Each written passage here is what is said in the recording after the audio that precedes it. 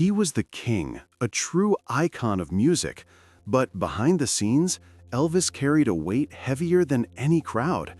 One role, one movie, could have changed everything, a regret that echoed until his final days.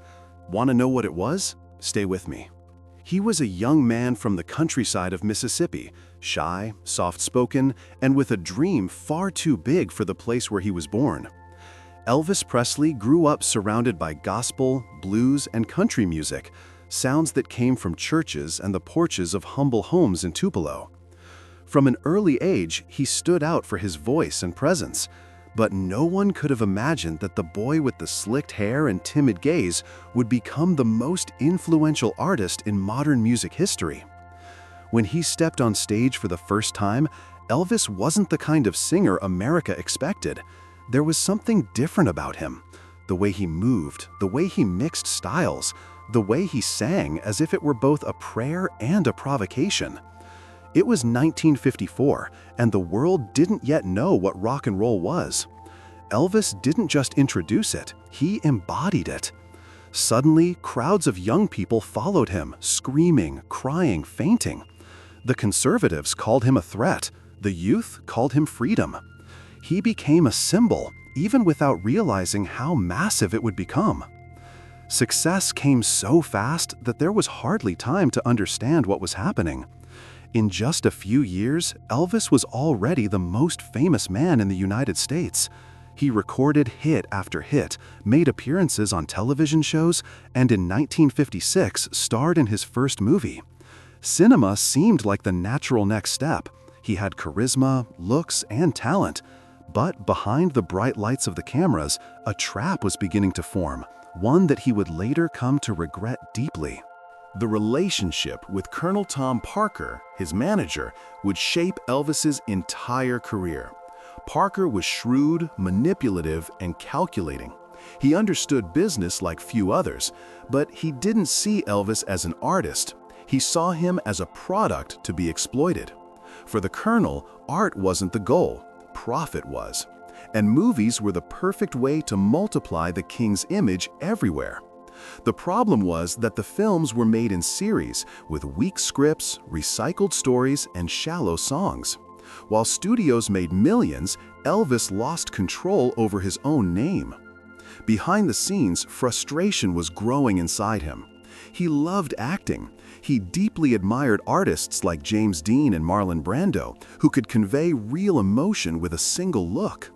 Elvis dreamed of being taken seriously as a dramatic actor, of showing that he was more than a pretty face and a body that moved to the rhythm of rock.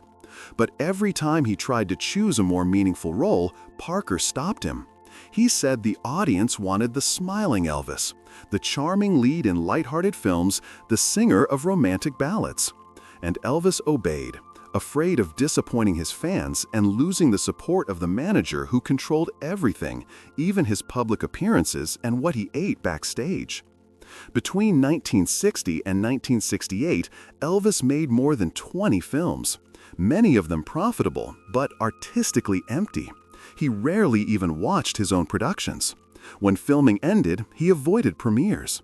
He knew those movies didn't represent the artist he wanted to be. In interviews, he'd force a half smile when asked about his film career. He answered politely, but in private conversations with close friends, he admitted he felt trapped, repeating soulless roles over and over again. Even so, the world saw him as an absolute winner. Mansions, cars, fame, money, fans on every continent. But inside, Elvis grew a sense of emptiness. The boy from Tupelo, who once sang out of passion, now found himself turned into a character designed to sell tickets. The glimmer of the cameras no longer excited him. With every new script that arrived, he noticed the same pattern: a charming hero, a pretty girl, a few songs, and nothing that truly challenged his ability. That phase pulled him away from the stage and from the authenticity that had made him special. The audience that once knew him as the rebel of rock now saw a tamed Hollywood star. Many critics said Elvis had lost his essence. He knew they said it, and it hurt, because deep down, it was true. And you, what do you think about this phase of Elvis's career? Should he have broken away from Parker earlier, or was he a prisoner of circumstance? Leave your thoughts in the comments. I want to know what true fans think about this. The original Elvis, the artist who mixed gospel and blues with fire in his eyes, was being swallowed by contracts and commercial obligations. This inner tension would follow him for years to come. He missed the connection with the audience, the energy of live shows, the sweat, the total surrender. That was something Parker's tightly controlled Hollywood could never let him feel. And even surrounded by success, he was beginning to realize that fame and fulfillment are two completely different things. The world called him the king, but the man behind the crown was starting to feel more like a prisoner. It was at that point that regret began to take shape. It wasn't yet about a specific role, it was about everything he had let slip away. The serious films he could have made, the songs he never recorded, the choices he never made. The shine of success was starting to crack, and the boy who once dreamed of being remembered for his art was beginning to fear being remembered only for the spectacle. That contradiction would become the backdrop for the next chapters of his life, and for the great regret he would carry in his final years. By the mid-1970s, Elvis Presley was already a living legend. He had returned to the stage with overwhelming energy after the 1968 special that reignited his career and put him back on the rock throne. The world idolized him. But inside, that man was still fighting the same ghost that had haunted him since the 1960s, the desire to be recognized as a serious, respected actor capable of playing roles beyond the light comedies that had trapped him in Hollywood. He wanted a role that revealed the man behind the voice, the soul behind the myth. Then came an opportunity that could have changed everything. It was 1976. Barbra Streisand, already a powerhouse in both music and film, was preparing the remake of A Star Is Born. The story was perfect for Elvis. It told the tale of a fading star who meets a talented young woman and helps launch her career while his own fame begins to fade. In many ways, it mirrored exactly the life Elvis was living. The lead role required emotion, vulnerability, and maturity, three things he had in abundance. Barbra Streisand and her partner John Peters personally went to Las Vegas to speak with Elvis. They met him after one of his shows at the Hilton Hotel. Elvis was excited, flattered. It was the kind of role he had always wanted, the kind of script that would finally allow him to show a different side of himself. Streisand saw in him the perfect leading man, a figure who, even surrounded by fame, carried in his eyes the sadness of someone who had lost control of his own life. She saw authenticity in Elvis, something no other actor could fake. But not everyone was happy with the idea. Colonel Tom Parker, his manager, immediately stepped in.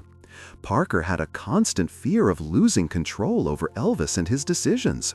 He saw the film as a threat, not an opportunity. During negotiations, Parker began imposing absurd conditions.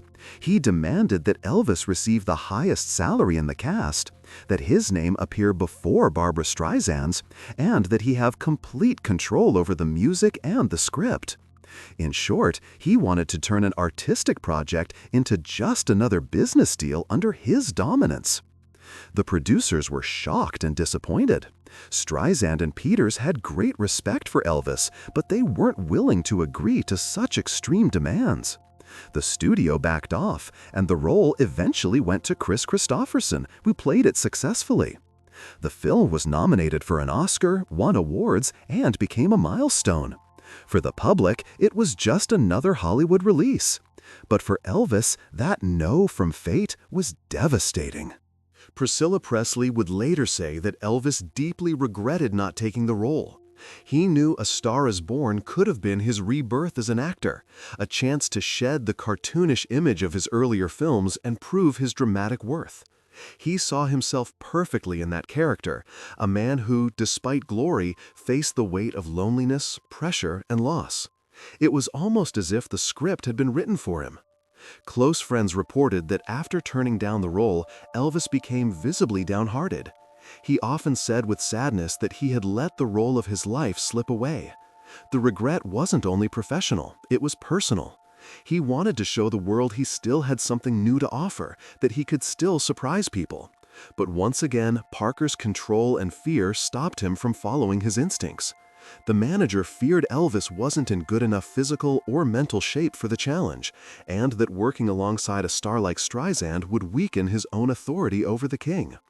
What Parker didn't understand was that Elvis didn't want to rebel against him. He wanted to reconnect with himself. After years trapped in a suffocating routine of tours and contracts, he was searching for deeper meaning. A Star is Born represented that, a second chance, a new beginning, the possibility of expressing himself truthfully. Losing it was a blow that he never truly recovered from. Turning down that role marked a point of no return. It was the moment Elvis realized with painful clarity that he no longer had control over his own career. He was the most famous name on the planet, but he couldn't decide what to sing, what to film, or how to live. The opportunity to play a serious, emotional role became the symbol of everything he had lost. The irony is that the movie's story became a cruel mirror of his own reality, a star trapped by his fame, watching his light fade while others rose.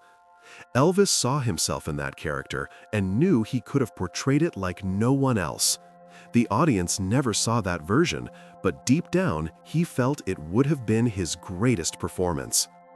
In every interview about movies, the memory came back. He changed the subject, but his eyes gave him away. It was as if that unmade film represented every door that had closed too soon. The "what if" echoed in the king's mind until his final days, a regret that, more than a lost opportunity, symbolized the silent struggle of an artist yearning for freedom, who realized too late that behind the glory, he was just a man trying to find himself. Do you believe that if Elvis had starred in A Star is Born, his life would have taken a different path? Share your thoughts in the comments. I want to know how fans see this pivotal moment in the King's story.